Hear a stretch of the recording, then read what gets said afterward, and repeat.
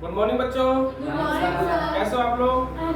ठीक है। चलिए आज आप लोगों को हम त्रिकोणमिति के 8.1 वाला चैप्टर जो है उसमें का पहला क्वेश्चन हम लोग सॉल्व करते हैं। ठीक है, और ध्यान से समझते हैं कि कैसे सॉल्व करना होगा। देखिए, वीडियो बनाने के पीछे मेरा रीजन ये है कि आप का एग्जाम जो है जल्दी ही होने वाला है। आप समझ लीजिए कि फरवरी में एग्जाम होंगे आपके, तो समय बहुत कम है।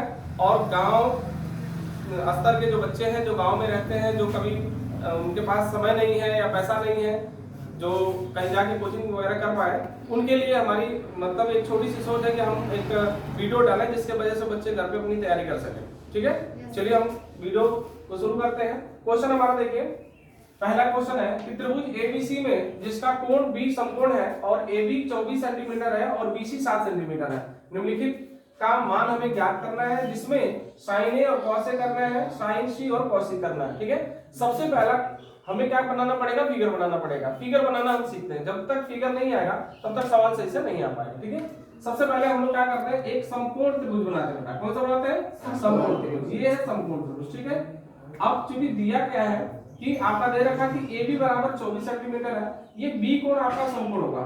B कोण क्या होगा?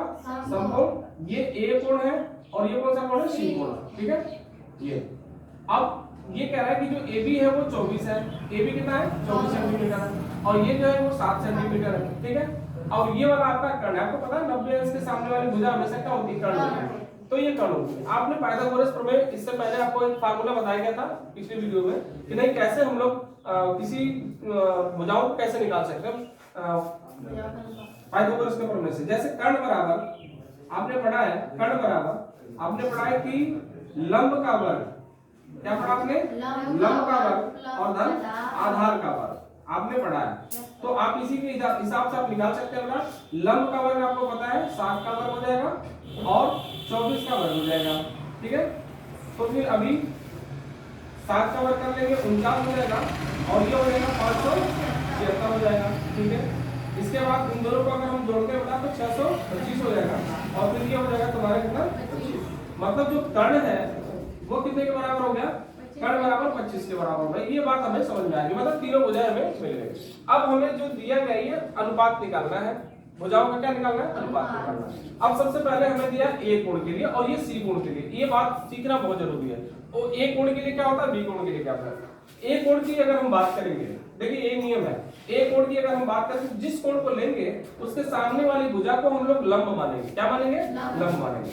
और अगर हम C कोण को लेते हैं तो इसके सामने वाली भुजा को लंब मानते हैं। अभी ये क्या है, इसके सामने वाली भुजा ये वाली लंब हो जाएगी और ये वाली आधार हो जाएगी। लेकिन अगर हम C को लें, इसको मान के चलो अपने इमेज कर लो कि आपका फिगर इस तरह से बन रहा है। ठीक है, तो सामने वाली भुजा क्या हो जाएगी? लंब हो जाएगी। लेकिन इसी फिगर को हम ऐसा करते हैं तो ये सीधा लंब हो जाएगा और ये वाला बेस हो जाएगा। ठीक है, इसलिए आप ध्यान से समझिएगा, जब C को लेंगे तब ये वाला लंब हो जाएगा और ये वाला आधार हो जाएगा। अभी फिलहाल हम क्या लेते हैं? A के लिए लेते हैं, कोण A के लिए। अभी हम लोग हल करते हैं कोण A के लिए। ठीक है, कोण A के लिए अभी ऐसा समझ में आएगा। अब हम जानते हैं कि ये हमारी भुजा लंब है और ये क्या है? आधार है। हमें निकालना है साइन। क्या निकालना है? Sine A। और साइन A बराबर था, आपको मैंने पहले बताया था, लाल बटा में कक्का। एक फार्मूला आपको मैंने बताया था कि लाल बटा में कक्का। साइन बराबर होता है लंब बटा में कर्ण। क्या होता है? लंब बटा कर्ण। लंब क्या है? आपने देखा है लंब क्या है? 7। लंब क्या है? 7 और कर्ण कितना निकल गया है? 25। तो ये हो गया साइन A बराबर 7 बटा में 25। ठीक है, उसी तरह से आपका दूसरा फार्मूला है, दूसरा सवाल है cos A का मान निकालना है। और cos A बराबर आपने पढ़ा है क्या? आधार बटा में कर्ण। आधार बटा में कर्ण, यही ना पढ़ा आपने? बस हमें आधार का मान भरते हैं ना। आधार क्या है? आधार आपका 24 है, हमने 24 भर दिया। फिर कर्ण कितना है? 25 है, हमने 25 भर दिया। 24 बटा 25 हो गया और ये कितना हुआ? 7 बटा में 25 हो गया। उसी तरह से दूसरे के लिए, किसके लिए? कोण C के लिए।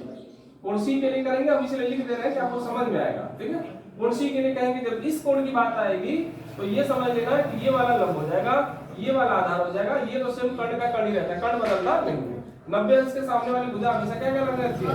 कर्ण ही कह रहा है, उसमें कोई दिक्कत नहीं। ठीक है, अब हम इस वाले को ले रहे हैं। अब इसमें क्या पूछ रहा है? साइन C पूछ रहा है। साइन C, तो आप साइन का तो सॉरी ए नहीं, साइन C पूछ रहा है तो साइन C लिखते हैं। साइन C को हम क्या लिखेंगे? वही लंब बटा में कर्ण। लंब बटा में कर्ण, ये लंब बटा। लंब क्या है? लंब देख लो होता क्या है यहाँ पे जो पहले आधार था ना वो अब इस समय कर्ण बन जाएगा, लंब जो पहले आधार था वो इस समय क्या बन जाएगा, लंब बन जाएगा। तो ये लंब हो गया कितना 24 और ये कितना हो जाएगा 7, ये हो गया 24/7। साइन सी का मतलब इतना हो गया, ठीक है। अब कोण सी के लिए बेटा देखो, कोण सी के लिए क्या करना पड़ेगा, हमें ध्यान ये रखना पड़ेगा कि जब कोण सी की बात करेंगे तो ये वाली भुजा क्या हो जाएगी, लंब हो जाएगी, ठीक सामने वाली भुजा क्या हो जाती है, लंब हो जाती है, और ये वाली भुजा क्या हो जाती है, आधार हो जाती है। और कर्ण तो अपना हमेशा 25 ही रहेगा, ठीक है।